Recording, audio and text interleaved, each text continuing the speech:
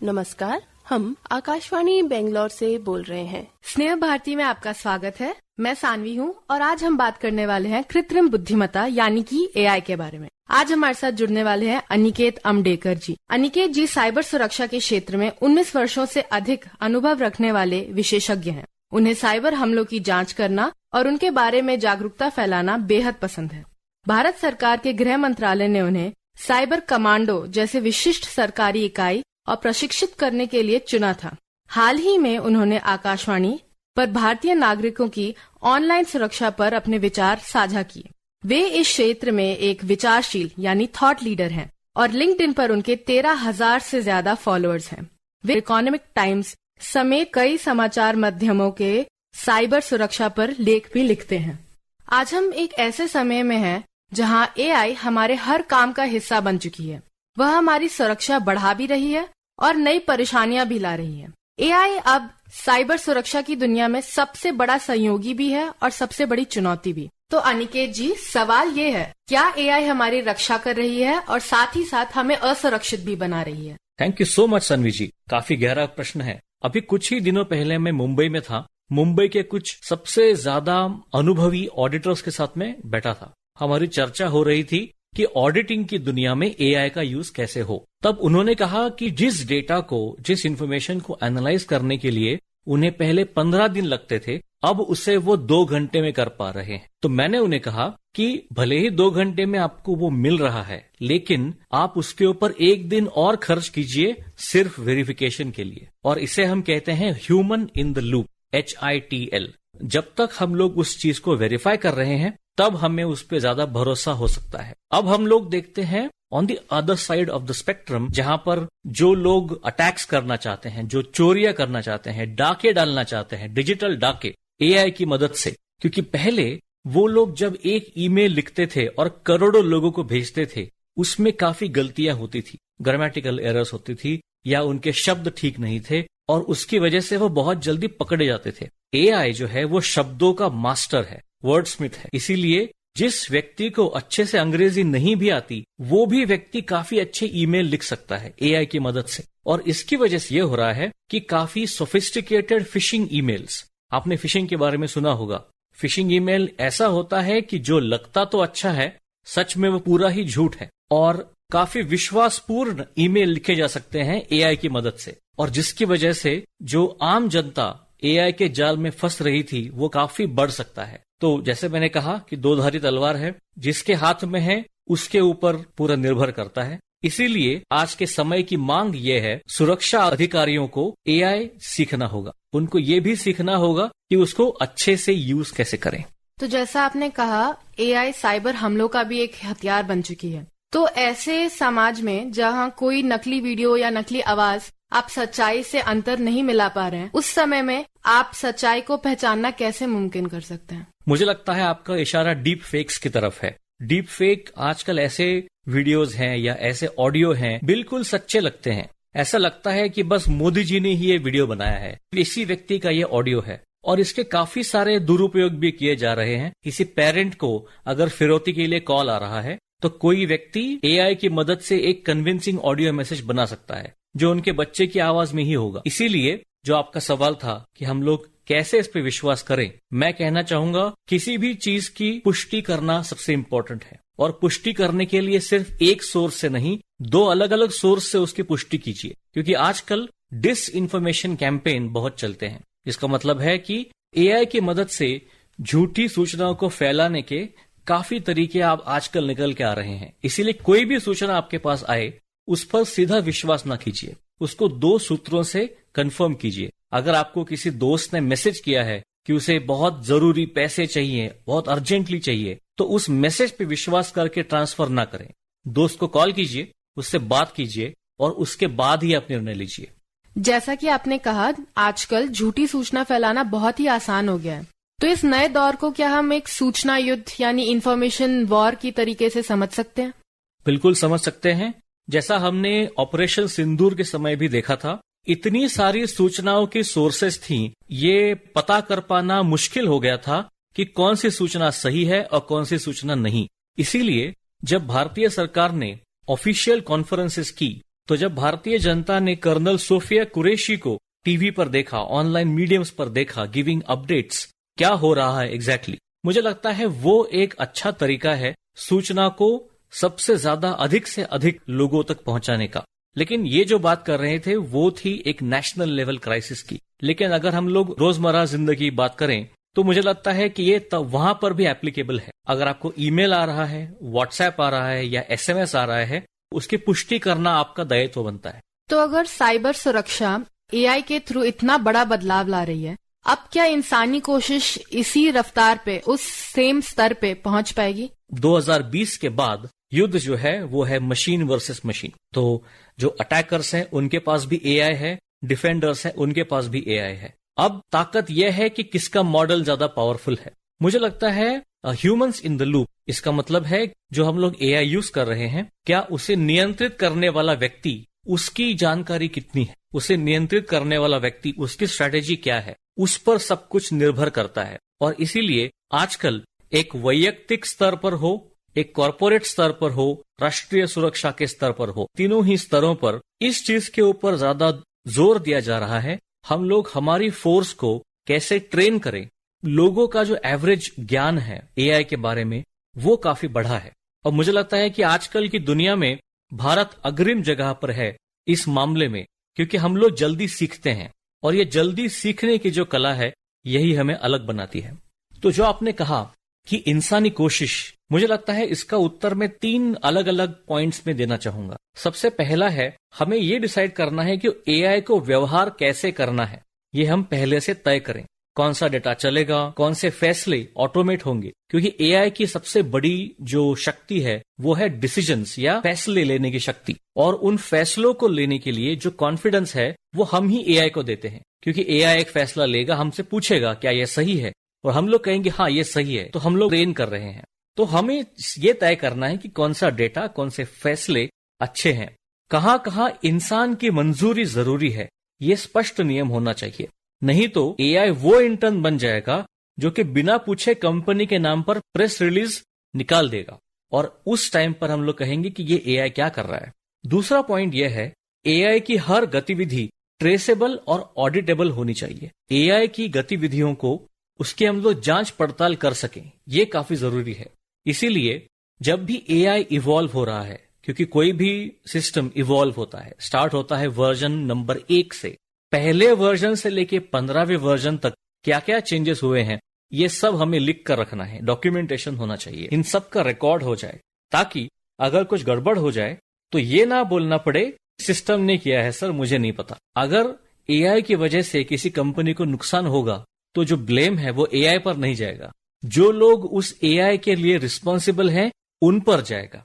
इसीलिए मैं कहना चाहूंगा रिस्पॉन्सिबल एआई यूजेज ये है आज के समय की सबसे बड़ी डिमांड। और तीसरा पॉइंट मैं ये कहना चाहूंगा कि जिम्मेदारी जो है वो हमेशा इंसानों की होनी चाहिए, एआई की नहीं, क्योंकि नैतिकता, गोपनीयता, that is privacy, bias check, model release, ये सब कौन संभालता है?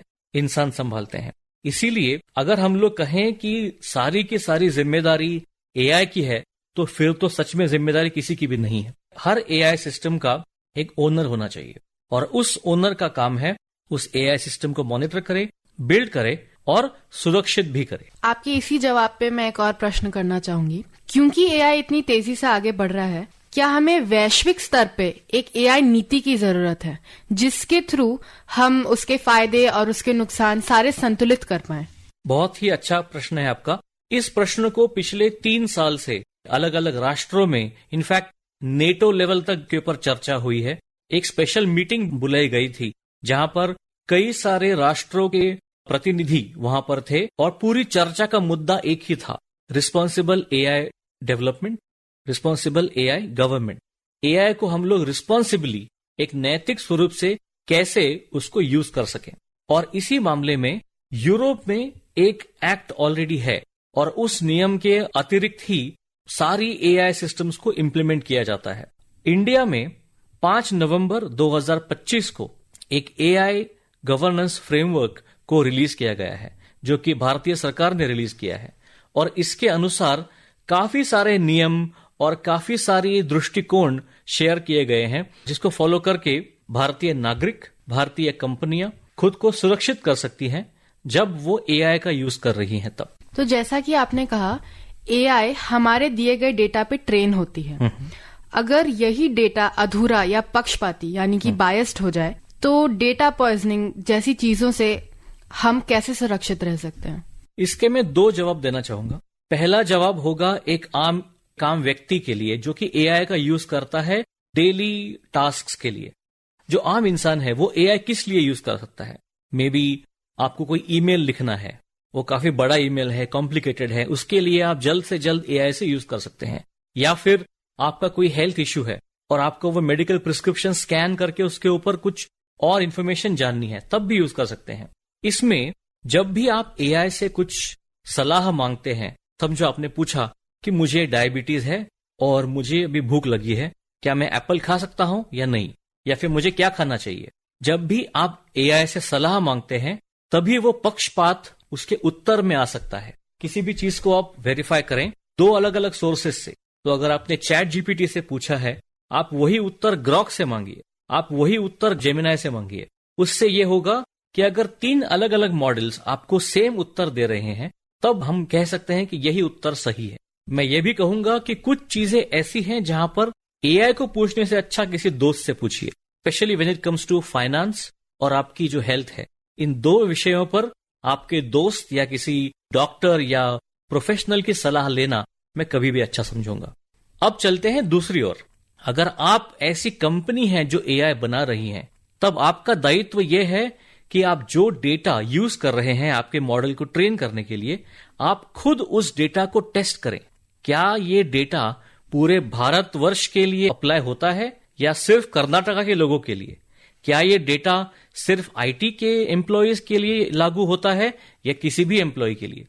ये सारे चेक्स आपको देखने चाहिए।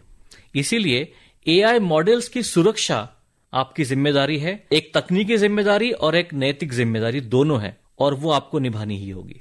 जैसा कि आपने कहा, एक नैतिक जिम्मेदारी कंपनीज की भी बनती है। अगर ये तकनीकें इतना प्रगति ले रही हैं, इस बीच में नैतिक सीमाएं कुछ बहुत धुंधली नहीं कर दी जा रही हैं? मुझे लगता है जानबूझकर नहीं की जा रही है, लेकिन नैतिकता की सुरक्षा भी हमारा ही दायित्व है। मैं आपको एक एग्जाम्पल देता हूं।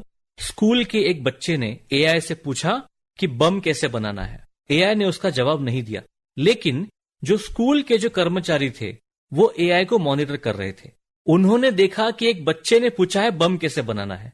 उन्होंने इसी प्रश्न को ही थ्रेट समझ लिया और उस बच्चे को रिपोर्ट कर दिया पुलिस के पास। बच्चे को उन्होंने डाल दिया जेल में। तो अब नैतिकता की अगर आप बात करें, ये प्रश्न पहले तो स्कूल मैनेजमेंट का था। नाउ ऐसे ही काफी सारे प्रश्न एआई को रोज आते हैं। काफी लोग गलत सवाल पूछते हैं एआई से। इसीलिए जो लोग एआई बनाते हैं जैसे चैट जीपीटी या कोपायलट या जेमिनाई, उन्होंने काफी सारी सुरक्षा तकनीकें वहां पर रखी हैं जिनको कहते हैं गार्ड रेल्स। उन गार्ड रेल्स की वजह से ऐसे आंसर्स, ऐसे उत्तर एआई नहीं देता है। एआई अब बैंकिंग, हेल्थ केयर और कानून जैसे क्षेत्रों में भी फैसला ले रही है। अगर ऐसे में कभी कोई गलत पक्षपाती निर्णय हो जाए तो क्या इंसान के पास इन निर्णयों को कोई चुनौती देने का तरीका है? बिल्कुल है। जैसे ही कोई भी कंपनी एआई को अपने रोजमर्रा के काम में एम्बेड करती है या नियंत्रित करती है, उस समय पर वो लोग एक ऐसा चैनल भी ओपन करेंगे जहां पर एआई ने की हुई किसी भी गलती को आप उन्हें रिपोर्ट कर सकें। इसीलिए आजकल आप देखेंगे कि लोग वायरल होना चाहते हैं, तो जब भी गलती एआई की होती है, पहला उनका निर्णय होता है कि मैं सोशल मीडिया पर जाऊं और वहां पर पोस्ट डालूं। मुझे लगता है उससे पहले आप उस कंपनी को कॉल करें, कॉल करके उन्हें बताएं कि आपकी एआई सिस्टम ऐसे गलती कर रही है और उन्हें सुधारने का एक मौका दें। और ये किसी भी सिस्टम के साथ हो सकता है। एक काफी लोकप्रिय घटना घटी कुछ महीनों पहले। शेवरोले नाम की एक कार की कंपनी है और उस कार कंपनी ने एआई को अपनी वेबसाइट में एम्बेड किया, जिससे कोई भी कस्टमर उनकी वेबसाइट पर जाकर उनके चैटबॉट से बातचीत कर सकता है, कार के दाम या मॉडल से चर्चा कर सकता है। तब एक सिक्योरिटी रिसर्चर ने उनकी वेबसाइट पर जाकर उस एआई बॉट को ऐसे कन्विंस किया कि वो एकदम कम अमाउंट में कार सेल करने के लिए राजी हो गया। इसका मतलब ये नहीं है कि वो कार को उन्होंने खरीद लिया। इसका मतलब सिर्फ ये था कि एआई बॉट उस वेबसाइट पर था, वो राजी हो गया ये करने के लिए। तो जब आपने कहा एआई ने अगर कोई गलत निर्णय लिया तो उसे कैसे चुनौती दी जाए, तो मैं ये कहना चाहूंगा कि उस गलत निर्णय का प्रूफ आप रिकॉर्ड कीजिए और कंपनी को रीच आउट कीजिए ताकि वो उस पर कोई एक्शन ले सके या उसको सुधार सके।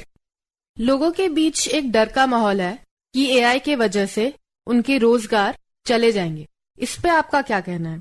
मुझे लगता है डर होना सही है, क्योंकि आजकल एआई की वजह से काफी सारी जॉब्स सच में जा रही हैं। काफी सारी कंपनीज ने हजारों लोगों को या हजारों जॉब्स कम करने का निर्णय लिया है।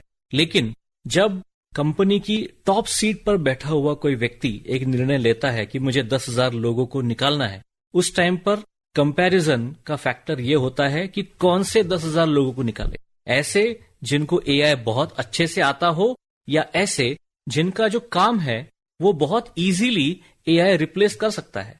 तो अगर समझो किसी व्यक्ति का काम है कि सुबह से लेकर शाम तक उनको एक अच्छा सा ईमेल ड्राफ्ट करना है, यही उनका काम है, शब्दों के ऊपर उनका प्रभुत्व है, तब कोई कह सकता है कि हाँ, शब्दों के ऊपर प्रभुत्व तो एआई का भी है, तो एआई बिल्कुल उन्हें रिप्लेस कर सकता है। लेकिन अगर आपने खुद को ऐसे डेवलप किया है कि आप काल की गति से संलग्न हैं एंड यू नो कि आपको कौन से टूल्स यूज करने हैं, तो अगर आपके पास एआई का हथियार है तब आप अपने जॉब को बचा सकते हैं।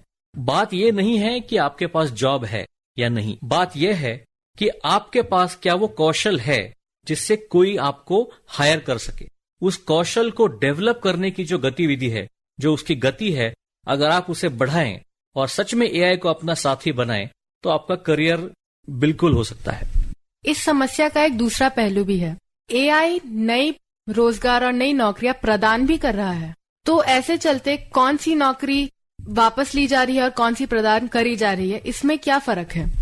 देखिए, एक बिल्कुल आपने सही बात कही, नए प्रकार के करियर्स बन रहे हैं, जैसे डेटा इंजीनियर या फिर डेटा साइंटिस्ट। पहले के जमाने में साइंटिस्ट मतलब लोगों को सिर्फ सफेद कोट पहने हुए लोग ही दिखते थे, लेकिन डेटा साइंटिस्ट ऐसे हैं और ऐसा करियर है जिसमें आप डेटा को एनालाइज करके उससे अच्छे फैसले ले सकते हैं। तो डेटा साइंटिस्ट हो, एआई सिक्योरिटी हो, ये सारे नए रोजगार आ रहे हैं। इसीलिए किसी भी चीज को सीखने के अलग अलग लेवल्स होते हैं। एक होता है एक जनरल नॉलेज, आप न्यूज़पेपर पढ़ लिया, एक दो यूट्यूब वीडियो, कोई पॉडकास्ट सुन लिए, आपको ठीक ठाक नॉलेज है, आप किसी से 5-10 मिनट तक बात कर सकते हैं एआई के ऊपर, लेकिन काम नहीं कर सकते हैं उसके साथ। दूसरा होता है खुद उसको यूज करना। अगर आपने किसी एआई टूल को पिछले 3 महीने से यूज किया है और आपको उसके रिजल्ट्स खुद दिख रहे हैं, तब आप काफी कॉन्फिडेंस के साथ उसके बारे में बात कर सकते हैं। तीसरा है ऑफिशियल नॉलेज, जब आप किसी यूनिवर्सिटी में जाके एआई के ऊपर एक डिग्री को हासिल करें। नाउ इन तीनों ही लेवल्स की वजह से आप अपना करियर एआई सुरक्षित कर सकते हैं। तो इसीलिए मुझे लगता है कि जो हमने पूरी चर्चा की, उस चर्चा को अगर मुझे सम अप करना हो बस 2 लाइन्स में, तो मैं कहूंगा सबको यह ध्यान में रखना चाहिए कि एआई मेरा सहायक है, मालिक नहीं। डेटा मेरा अधिकार है, खिलौना नहीं। हमारी आज की चर्चा यहीं समाप्त होती है।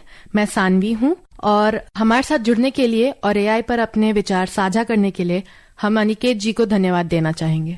सानवी जी, एआई पर आपके साथ चर्चा करके बहुत अच्छा लगा। सबको कहना चाहूंगा कि एआई एक 2-धारी तलवार है, ठीक से यूज कीजिए आपकी सुरक्षा के लिए। धन्यवाद। स्नेह भारती हिंदी कार्यक्रम। नमस्कार।